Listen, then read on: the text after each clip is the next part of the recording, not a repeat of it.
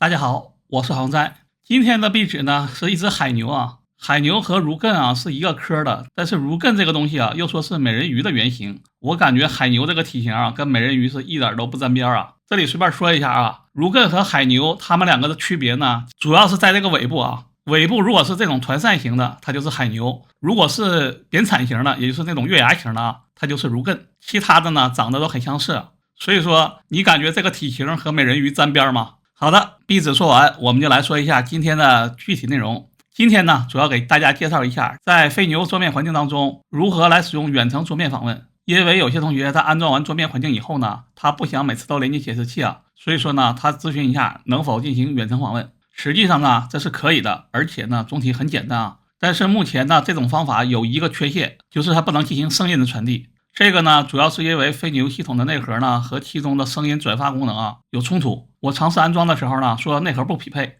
为了飞牛的稳定呢，我们就不折腾这个了。所以说，目前这种远程桌面登录的方法能够实现正常的管理，但是呢，没有声音啊。不知道大家是否介意这一点啊？不过我感觉，如果你想使用影音的话呢，你直接使用本机的浏览器访问飞牛呢是更简单的事情啊。然后呢，我们就开始一下今天具体的内容。首先呢，我们来看一下文档啊。在软件分享3下面，飞牛 FNOS， 然后还是这个350啊，飞牛使用桌面环境当中，我又新建了一个远程访问这个文件夹。点进去之后呢，有一个配置文件，我们打开一下，可以看到啊，很简单，一共呢就4步。我们一会儿呢就一步一步操作一下啊。这里呢有一个前提，就是你要进行远程登录的时候呢，你原先的用户啊一定要注销掉。就是你用 HDMI 连接的这个显示器，你进行正常登录以后啊，你要把那个用户注销掉。如果你这个账户不注销呢，你远程登录是无法登录的。所以说呢，我先给大家演示一下怎么把原先的用户注销掉。我现在飞牛的桌面呢是进行了自动登录嘛，之前给大家说过。这里呢先给大家说一下如何来进行注销。这里呢就是我们的远程桌面环境啊。首先呢可以看到啊，我上次删除这个 Matrix， 这个呢还没有删除，我们先右键一下啊，把这个桌面这个删掉，点击删除，这样就可以了。然后呢，我们点击左下角这里啊，左下角倒数第一个是关闭重启计算机，第二个呢就是注销，我们点击一下，这里呢有切换用户和注销，我们点击注销就可以了。可以看到，你点击注销之后呢，就来到了这个登录界面啊，到这个界面为止，我们就可以去操作远程登录了。从下一步开始，我们都是用终端了。我们首先呢来打开一个终端，这里呢是一个飞牛的终端。同样啊，每次我们操作的时候，首先呢获得一下管理员权限，我们输入一下 sudo-i， 然后回车，然后呢输入一下管理员的密码，同样不显示啊。输入完毕以后，我们直接回车。好的，前面呢已经变成了 root 权限管理员啊。然后呢，我们一条一条的命令进行安装就可以了。首先呢，安装 XRDP 协议。RDP 啊，它的全名就是 Remote Desktop Protocol， 也就是远程桌面协议。我们首先呢要安装一下这个协议，安装完之后呢就可以进行远程登录了。这个命令啊大家很熟悉了 ，apt install 就是正常的安装嘛。杠 Y 呢就表示我们不需要额外输入啊，全部 yes。然后呢我们直接把这个复制一下，在终端当中呢右键粘贴，然后回车。好的，到这里呢第一步就安装完成了啊。然后呢我们来看第二步。第二步呢虽然看着长啊，但实际上呢它是修改了2个部分。这条命令的含义呢 echo 然后引号，然后一个大于号，然后最后这个文件，这是几部分组成。它的含义呢就是说我要把这个内容啊引号当中的内容写到这个文件里去。这个动作啊其实你直接用 nano， 你比如说啊你直接 nano 这个文件，然后呢手动把这个里面这个内容填进去是一样的。我们之所以用这条命令呢，就是简化一下这个操作啊。这条命令的含义是什么呢？这个下面这个文件啊，专门是指定在我们登录的时候要使用哪一个绘画。这里呢就告诉这个系统啊，我登录的时候呢要使用这个目录下 cinnamon， 也就是肉桂啊这个桌面，它就是写进这个绘画的文件里了。每次你的用户登录的时候呢，它就会调用这个程序啊，然后呢我们就可以进行远程桌面了。这个就是它的整体的意思啊。如果你不理解无所谓，你只需要执行就可以了。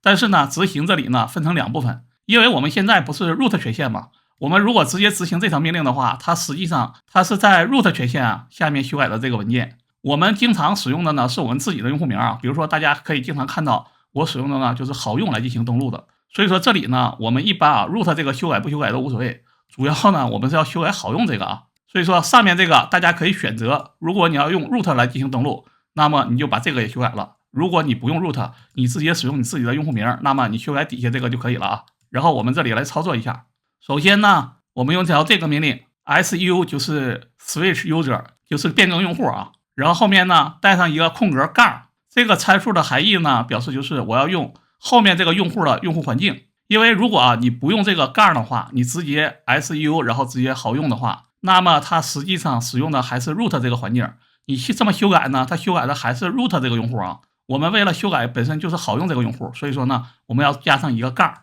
还是那句话，你多理解2遍，如果实在理解不了无所谓，因为你只要把你这个后面这个用户名修改了也就可以了。比如说这里我们直接复制一下，然后呢我们直接右键粘贴，然后回撤。这回呢你可以看到我重新呢从 root 变成了好用这个用户，然后我们输入一下 pwd 这个命令对于本次操作来说呢没有用，我只是给大家看一下目前这个所在的目录。大家之前经常有一些朋友他说他这个 home 下没有这个目录，他还要手动的建一个目录。实际上呢你如果经常操作飞牛的话，你这个下面呢一定会有一个这个用户目录的，你不用自己手动创建你看评论区大多数人呢都是直接操作就成功了，有少部分同学他可能是安装完飞牛以后他直接就来操作，他没有进行一些额外的操作呢，他还没有来得及生成这个用户目录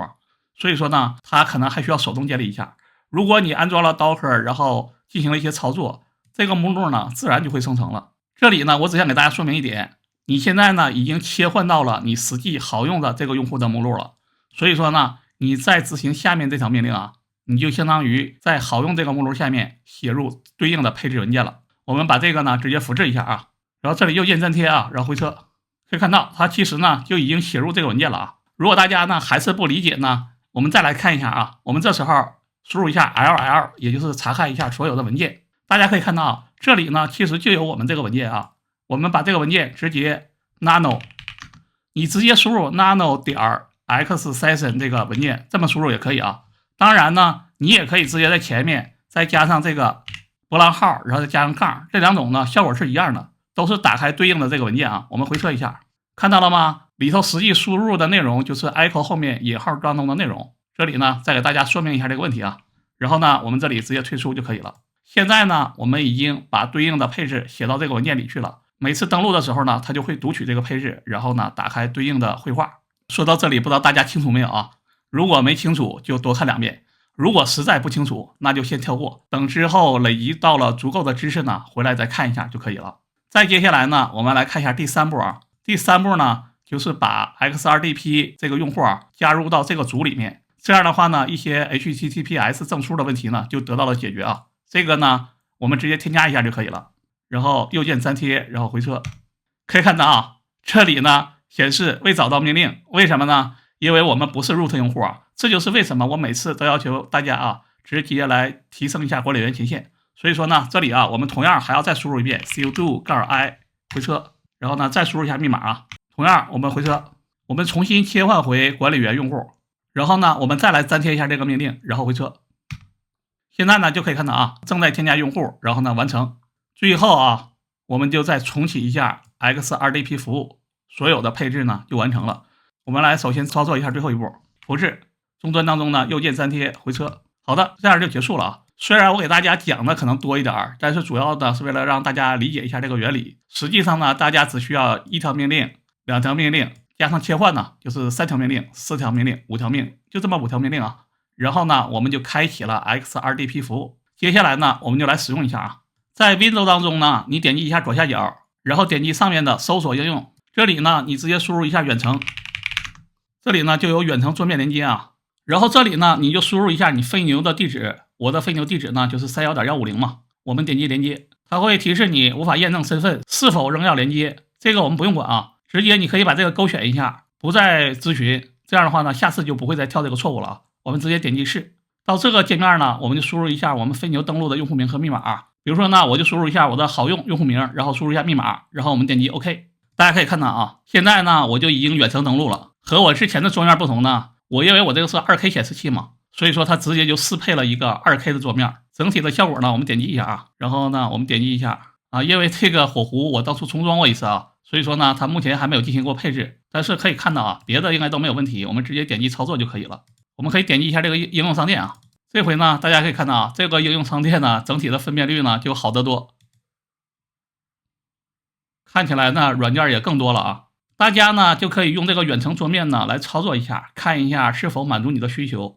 我大概使用了一下啊，速度呢肯定是不如你直接在本地操作速度，但是呢还是可以接受的。唯一的遗憾呢就是它不支持声音，比如说我们点击一下右下角的声音啊，然后点击一下设置，可以看到这里的声音啊变成了这样的配置，不是我们原先看到的这个模拟声音和 HDMI 了。据说啊，它这个声音需要一下转发，然后我们才能够正常的使用。但是呢，我去安装转发这部分的时候呢，提示飞牛的内核呢不匹配，后续呢我就没有折腾了啊。当然，大家如果这方面有什么进展的话，也可以在评论区留言，和我们大家分享一下。这里另外啊，给大家多说一句，如果啊你发现你连接的时候，你觉得速度啊有点过慢，那么你可以修改一个设置啊，就是在你开始连接的时候呢，你在这里啊点击一下体验，可以看到呢。选择连接速度来优化性能，这里啊，它默认呢是自动检测的。如果你是在局域网呢，我建议啊，你优先选择一下这个LAN 10兆或者更高，这个呢的确是让速度啊会提升不少。如果你是使用有线连接，我建议呢你优选这个啊，然后呢你再点击一下连接，